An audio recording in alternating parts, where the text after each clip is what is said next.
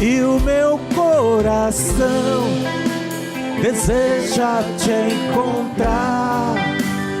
Como a terra seca anseia pela chuva, vem me saciar, pois eu descobri que aqui é o meu lugar. Na mesa da Eucaristia, encontramos o nosso lugar.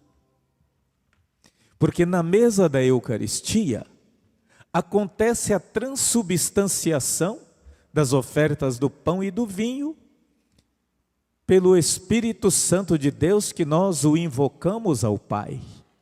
E Ele vem na sua ação descendente e transcendente, fazer a transformação das ofertas do pão e do vinho, em corpo e sangue de Jesus, em nosso alimento de salvação.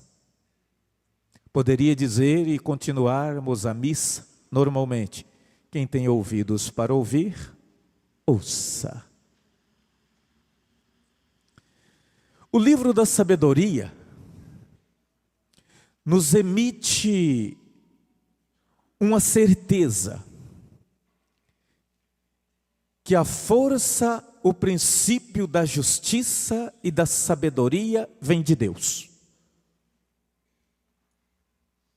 A sabedoria, a força, o entendimento, a fortaleza não vem de outro senão Deus, que tem a soberania sobre toda a humanidade, porque Ele assim a criou. Todos nós que fomos gestados no ventre de uma mulher, Deus pensou em nós antes da nossa fecundação e planejou a nossa vinda ao mundo. E as leituras de hoje nos fazem refletir que é o Espírito de Deus que age em tudo e em todos, e a todos Ele concede os dons na diversidade, conforme Ele o quiser e conforme o consentimento de cada um. Porque antes do Espírito de Deus agir em nós, é necessário que nós façamos uma reflexão profunda sobre o livre-arbítrio. Deus nos deu em primeiro lugar o livre-arbítrio, para tomarmos as nossas decisões, de acordo com a vontade de Deus ou não. Então nós podemos viver do jeito que nós bem entendermos, mas lembrando que temos a consequência de nossas escolhas, ou positiva ou negativa. Aquele que trai o seu parceiro ou sua parceira no sacramento do matrimônio, vai viver uma consequência negativa para sempre, ainda que ganhe o perdão da pessoa amada.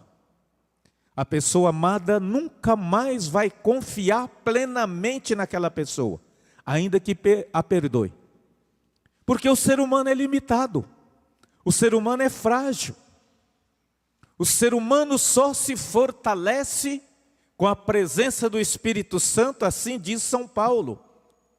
Irmãos, o Espírito vem em nosso socorro, para nos fortalecer diante de nossa fraqueza, diante de nossas fragilidades humanas.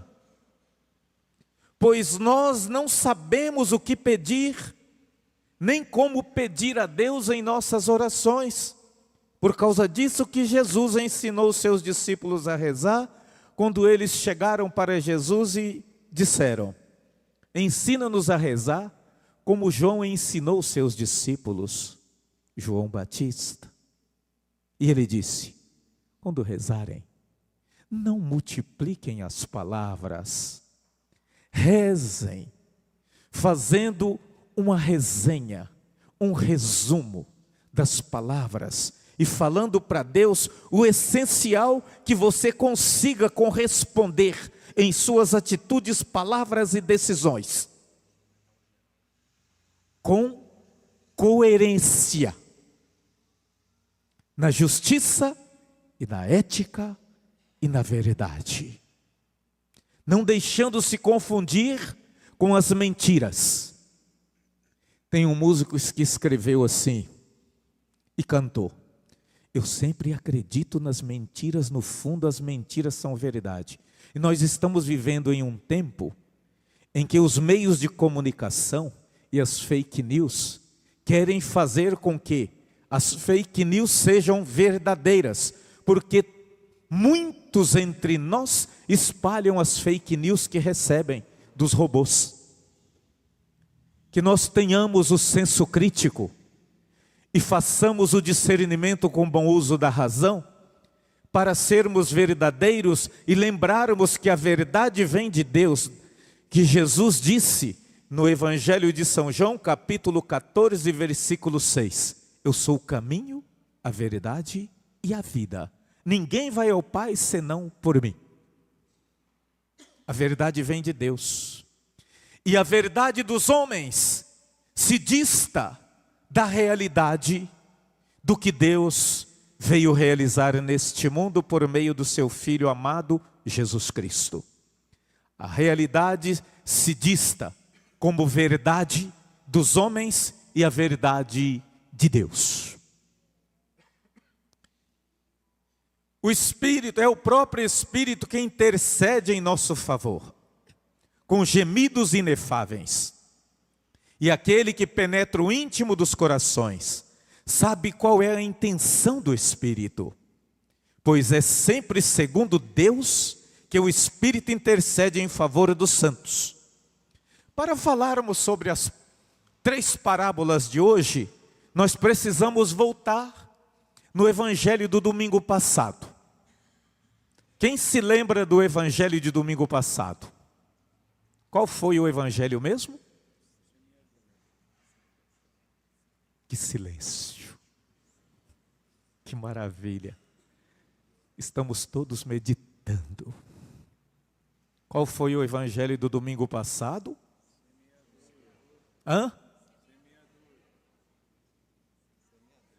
O semeador.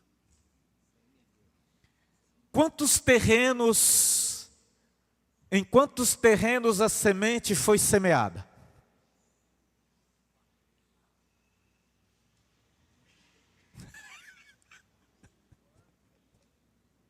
Em quantos terrenos o semeador semeou a semente?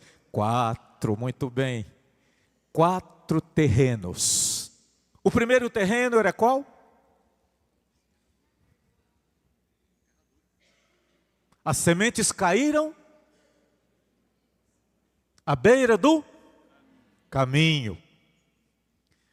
A segunda parte das sementes caíram no meio do terreno pedregoso. Cresceu logo por causa do calor, soltou seu rebento e depois morreu. Aqui caiu na beira do caminho, os pássaros vieram e comeram. E a terceira parte das sementes caíram entre os espinhos. Que nem o joio que nós vamos falar dentro de instantes. Caiu entre os espinhos, cresceu e foi sufocada pelos espinhos. E partes das sementes que foram semeadas pelo semeador caíram em terra. Opa! Nós estamos dentre esse terreno que é terra boa, mas lembremos-nos, 75% do que Jesus semeou se perdeu. Só para nós lembrarmos que Deus não olha a quantidade, Ele olha a qualidade. Por isso, quando rezamos a Deus, Ele conhece o nosso coração e as nossas intenções. E sabe se nós estamos na intenção e reta intenção de produzirmos frutos em abundância para o seu reino. E ainda 25% das sementes que caíram em terra boa, essa terra boa varia entre si. Porque algumas sementes produziram 100% de sementes. Outras 60%. E outras 30%. Quem produziu 100% das sementes que caíram em seu terreno? Quem foram? Os santos. Os santos viveram 100% a vontade de Deus e conseguiram renunciar às coisas do mundo e serem desapegados das coisas do mundo e até dos seres humanos e até da sua família. Deixou tudo para seguir e fazer a vontade de Deus em primeiro lugar. O primeiro mandamento reacendeu a vida dos santos. Amar a Deus acima de todas as coisas, com toda a sabedoria do Espírito Santo, com toda a alma e o coração, e amar o próximo como a si mesmo. Eles conseguiram fazer isso. 60% das sementes, quem são? Os escolhidos de Deus que conseguiram entender o seu batismo, recebida em nome da Santíssima Trindade, a marca indelével da salvação, produziram 60% de frutos. E os que vivem a vida assim, mais ou menos por lado de Deus, produziram 30%. E aí já não é tão agradável a Deus. Está fazendo mais a sua vontade do que a vontade de Deus. Quando dá aquela preguicite de participar da Santa Missa, o verdadeiro milagre do mistério pascal que nós celebramos cada missa que nós realizamos. Hoje Jesus está a dizer para os seus discípulos sobre a parábola do semeador, que se distingue em 3 itens. A primeira parte é o joio que foi semeado no meio do trigo. Quando que foi semeado o joio no meio do trigo? Em que momento que foi semeado? À noite, quando todos estavam dormindo. O maligno foi lá e semeou o joio, o inimigo. Partes das sementes do joio foi semeada no meio do trigo.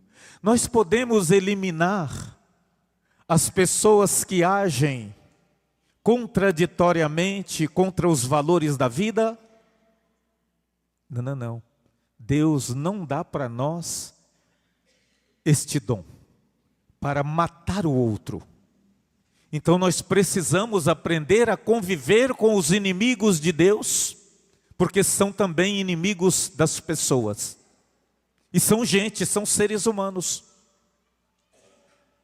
O dono do campo, ele disse o quê? Para os trabalhadores. Ele disse o quê?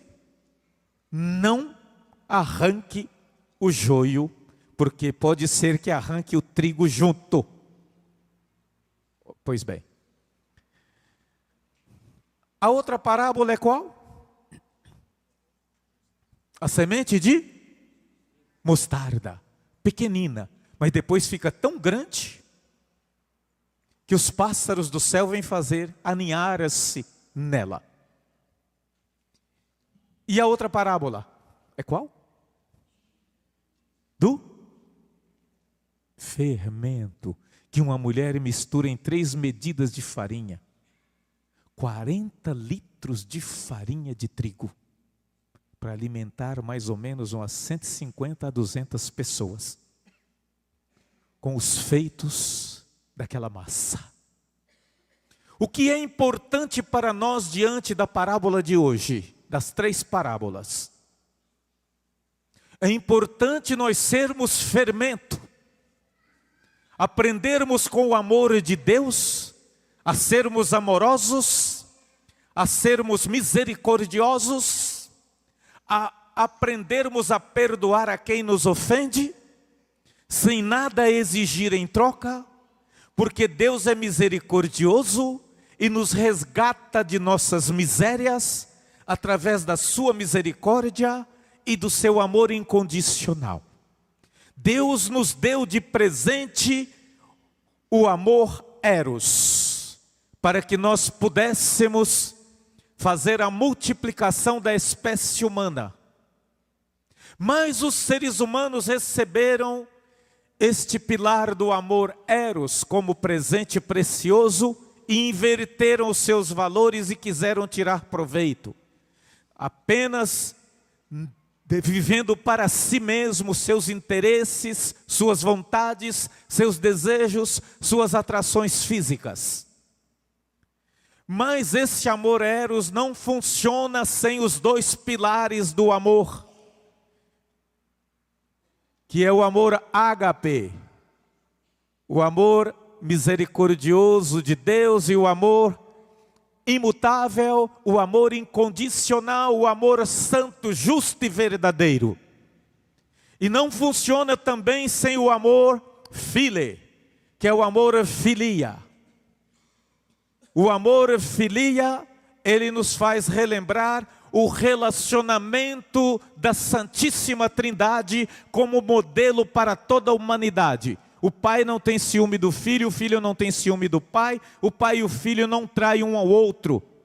E o Espírito Santo é consubstancial ao pai e ao filho, porque ele participa da mesma essência do amor incriado, da mesma essência do amor que liberta os seres humanos das amarras do egoísmo e da morte do pecado, dos maus desejos, das malícias, do interesse próprio, do individualismo, mas coloca tudo como bem comum e distribui para com todos. Deus não reservou nada de bom que ele tem em si para si, mas ele distribuiu como Deus uno e trino, com todos os seres humanos que desejam viver uma vida fazendo a vontade dele, em tudo em primeiro lugar, e em segundo lugar amando o seu próximo como a si mesmo.